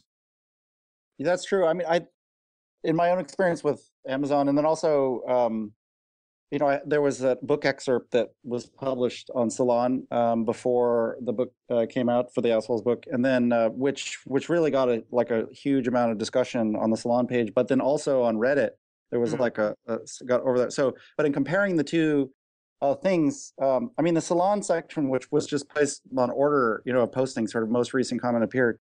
I mean, it was awful. I mean, I was I mean, there was really a lot of traffic, but the amount of just the abuses of the kind we've been talking about was just astounding. But then on the Reddit side, there was a ton of discussion too. But because it had, by the time I started to really catch up with it, people were always upvoting or downvoting the stuff that was helpful. So basically, the reasonable and sensible discussion had already floated to the top, and the garbage stuff was suppressed, and that seemed pretty valuable. But then now on the Amazon page, they do a kind of mixed thing. So they'll have some votes for helpful or not helpful, but then they also have a column, I think it's on the side, where the most recent posts appear. So somebody can just keep on feeding, trashy comments, and then the people will see them, even if everybody is immediately saying it's not a helpful post. And at one point, actually, they were. I remember seeing when the book first came out, there was like a few of those. And I think people from the press wrote their own comments to try to bury it. But basically, you have to sort of do that stuff so that it just doesn't get attention that it just doesn't deserve. Mm-hmm. Yeah, and I mean, what I like John was saying, like the comments and the traffic helps it, even if it's from trolls. So like whenever I'm getting really, really just exasperated with a troll, I just try to tell myself that every time this person comes back to this page to post a obnoxious comment, it's just like, more traffic for our site. It's, pushing our stats up. I like to think I'm like some monster in a horror movie, like like Godzilla or something, where they try to blow it up with a nuclear bomb that only makes it stronger. Like I try to be like that. You can't. Yes. Your attacks only make me strong, only make me more powerful. I win either way. I'm always surprised actually when I do find a site that actually seems mostly devoid of trollish comments. And I would have actually expected Wired to have a higher class of commenter, just because it's a very intellectual type of publication, and so I was kind of surprised at how much vitriol there was there. But like IO9 is actually a case where I'm really surprised that it's as sensible as it usually is. In the comments, it's like there's any number of posts that I've seen over there where I would be like, where I scroll down and I see the comments start, and I actually found like useful posts in the comments. Like I was like, wow, reading the comments actually increased my understanding of this topic, instead of like made me want to feel like I needed to go take a shower or destroy all of humanity because it's terrible. So yeah, it's always surprising when you discover those, but it's nice. It's nice that there's still some of that out there. I mean, I know partially it has to do with commenting systems and whether or not the sites are moderated. But still, even with moderation, it's so hard to keep all of that out of there that it's so rare to actually find a site where you actually can read the comments. Mm-hmm. Well, I think the problem with Wired.com is that it's a big enough site that you get the YouTube effect, sort of, where it's easy to find. I mean, so like sometimes some of these trolls, you can click on their profile and see what other comments they've posted. And a lot of these guys, I mean, they just go to all these big sites and they post comments, and every single comment down the line is, like one of the guys you would read, like the headline is like, newly married couple dies in car accident. And his comment would be like, good, Darwinism in action, or something like that. And it's like a comment of that level of offensiveness for every like thousands of comments. They're all like that on all these major news sites. So I don't think it's so much that Wired readers are like that, as just like Wired is big enough that like people like that can find their way there. Is it possible that there's some rogue hacker out there somewhere who just programmed a troll bot to go leave asshole comments all over the internet? Like I think you may have found it, Dave. Yeah, maybe. Well, that goes to the point, shows clearly the motivation of just wanting to be seen and get attention and sort of have an effect on people, even if it's negative. Because somebody who's doing that obviously doesn't really care at all about the content of the discussions on any of the sites. They just sort of want to appear and be seen and as a way, I guess, of not just having power over other people to change their lives, in this case for the worse, but it's still a change and still a kind of power, but maybe as a, kind of for their own way of being recognized as real, so maybe that's part of the thrill of the idea that you can, just sitting in your house alone and normally feeling isolated and maybe socially excluded, just through enough posting or a bot that posts, across the websites, you can suddenly sort of intrude onto the minds of, large numbers of people. That's sort of a very, I think, tempting form of power, especially for people who sort of otherwise feel invisible socially. Oh, yeah. And this person would be like, he would be a Christian in some posts or an atheist in some posts. Like, just it didn't matter. Like, whatever, persona would allow him to be maximally asshole-ish was whatever. He was like a chameleon, Yeah. An asshole chameleon. He was like the asshole T-1000. He could just shift into shift into the biggest asshole to fit any space he goes into. Yeah. Oh, actually, that sort of reminded me. I wondered about where the line is between like asshole and sociopath, because I don't know like the strict definition of sociopath, but from generally what I understand, a lot of times like their behavior is sort of triggered by their desire to feel things, and it's harder for them to feel that's why they sort of push all these buttons and they do these things that a lot of other people find abhorrent, because doing these extreme things is the only way they can actually feel anything. Or maybe that's psychopath, I'm not sure, but it kind of feels like there's some overlap in the discussion there, because certainly I'm sure a lot of assholes are sociopaths, and that's sort of part of what makes them so good at being assholes. But do you guys have any thoughts about that? Or yeah, I do. I mean, so these categories aren't that well defined. I mean, we have these terms for it, but even in the psychology literature, it's not that well defined what's a psychopath or what's a sociopath. And then of course I'm, proposing a definition of the asshole. But the way, and even with the asshole, you think you're sort of picking out, you focus on a sort of ideal case or model paradigmatic case, that's the clear cut asshole. And then there's gray areas and half-ass assholes and borderline assholes and stuff like that. But the big thing, and the thing I say in the book, is that the main contrast I focus on was with the psychopath. So the asshole has moral concepts, has a moral sense of entitlement, but the psychopath, again, in this sort of paradigmatic, sort of clearest case, just lacks moral concepts altogether, or isn't motivated by them.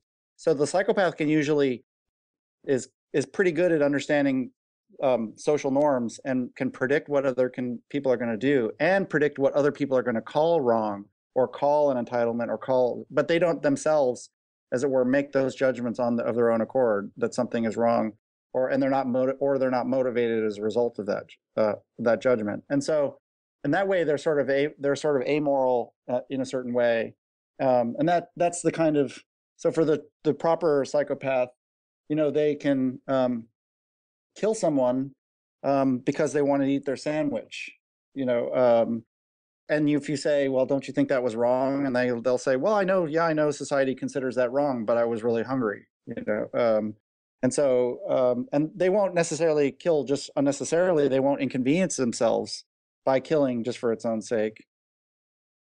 But if it does serve their purposes, then there's no moral norm that they themselves have internalized that moves them, that stops them from doing. So that's the clearest case. And then there's various gray areas in between. And it could be, now that's true even in the psychological literature. The concept of psychopath isn't that well defined. There's just this rough family of sort of tests, criteria that get used to try to identify someone as a psychopath. And then the sociopath concept it's not, some people say it's not really different than the psychopath, or some people it has a more social aspect. It's a way in which it refers more to manipulative behavior in a certain kind of certain kinds. And then the kind you were discussing, where somebody feels invisible or is incapable of feeling a connection with reality. They need to hurt other people to feel real. And that might be they might feel morally justified in doing that, just because it might be an affirmation of their own sense of moral worth to act out in these ways, right? That's a kind of psychologists will talk about that as a kind of narcissistic personality disorder. And maybe in extreme forms, I'm sure there would be people who would be classified as sociopaths who act that way. All right, so we're coming up on time here. So we need to start wrapping this up. But Aaron, you mentioned that there have been all these comments about your book. Do you want to just tell us what some of the most interesting criticisms or interesting comments have been? Let's see. Yeah, to the extent I've paid a lot of attention to. Yeah. I mean, I think there was one that I was impressed by that was on the Amazon site where the person, um, so the theory of the asshole is neutral on political questions because you have to plug in a conception of what people are or are not entitled to apply the theory. So, if you're on the right or the left, you can plug in your own judgments about what people are entitled or not to, and that yields different conclusions about who the assholes are, right? That's not a disagreement about what it is to be an asshole, but who they are. And then I think there was a really smart, thoughtful post on the Amazon page where somebody had pointed out had explained in a nice way how that worked, but from a more right-leaning point of view. So I approached from the book. A lot of my examples work from a more left-leaning point of view. I say that in the book, and I, sort of just saying that's how this sort of enterprise works, and you can plug in your own examples. And then there's a whole chapter on called Asshole Capitalism that is pitched to some extent. It's taking capitalism very seriously, but it's sort of pitched from a sort of left-leaning point of view. And then this post sort of retold the whole story from a right-leaning point of view, sort of accepting the framework, but then reinterpreting it with different sort of entitlement assumptions. And so I thought that was a really nice, thoughtful, smart kind of post and discussion. It wasn't really long, but there was really a lot of intelligence and care behind it. So and it was making what it was saying was true as well, just about the book. So I thought that was pretty good. Needle in the haystack, though, I'm afraid, for for quality. And so what's next for you, Aaron? I mean, aside from my usual academic writing and stuff, I am planning a popular book, writing another popular book on philosophy, surfing, philosophy, and climate change. And some of the big upshot is about leisure time and how we should work. The future of capitalism on a changing planet means that we should work a lot less than we do in a more leisurely style of capitalism, leisurely surfer-friendly style of capitalism. There's a grand argument for why it is that we should work less, and why working less is itself a kind of social contribution. And then aside from that, a lot of it is about just things that the surfer knows by virtue of knowing how to ride a wave, about attunement and going with the flow, and then why those ideas bear on how the future of capitalism on a changing planet. That's interesting. When we interviewed Kim Stanley Robinson, he pointed out that if ocean levels rise significantly due to global warming, there will be no more beaches on Earth, right? Because it takes millions of years to produce exactly. beaches. Yeah, I hadn't really considered how that might affect the surfers of the world, but yeah. No, well, all of the world's good waves will be gone. Yeah, I mean, and 3 feet of sort of average sea level increase only, which is a modest increase given the current projections, will pretty much leave a lot of the very best waves in the world sort of gone forever, or only rideable on the lowest tides.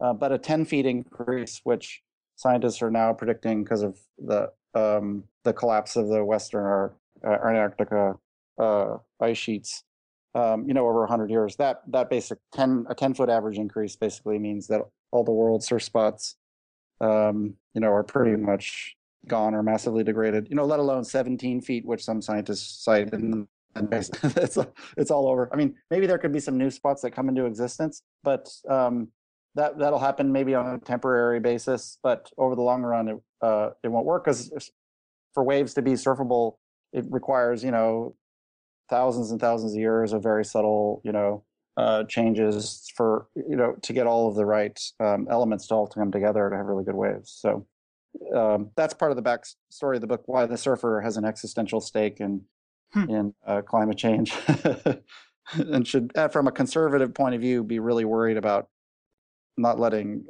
the oceans and atmosphere change very much.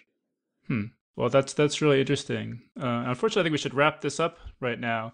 I'll just say as a last word, I just think, like I said, there's this sort of pressure toward negative comments. So I would just encourage everyone out there, if there's something you love, say something positive about it, because you want to balance out all the assholes out there. But I think we should wrap this up there. But thank you, Aaron, so much for joining us. It was really, really interesting. Thanks so much. Nice to be with you. And that was our panel. So thanks again to Aaron James and John Joseph Adams for joining us as guest geeks. And big thanks again to Cecil Baldwin for being our guest today. Also, a special thank you to all of our crowdfunders, including Kevin O'Brien, crowdfunder number 78, and Vlad Levin, crowdfunder number 71, who just became the latest listener to be making monthly contributions to the show. So thanks, guys. We really appreciate it. To learn more, visit our website at geeksguideshow.com and click on crowdfunding. And now it's time to announce the winners of our audiobook giveaway.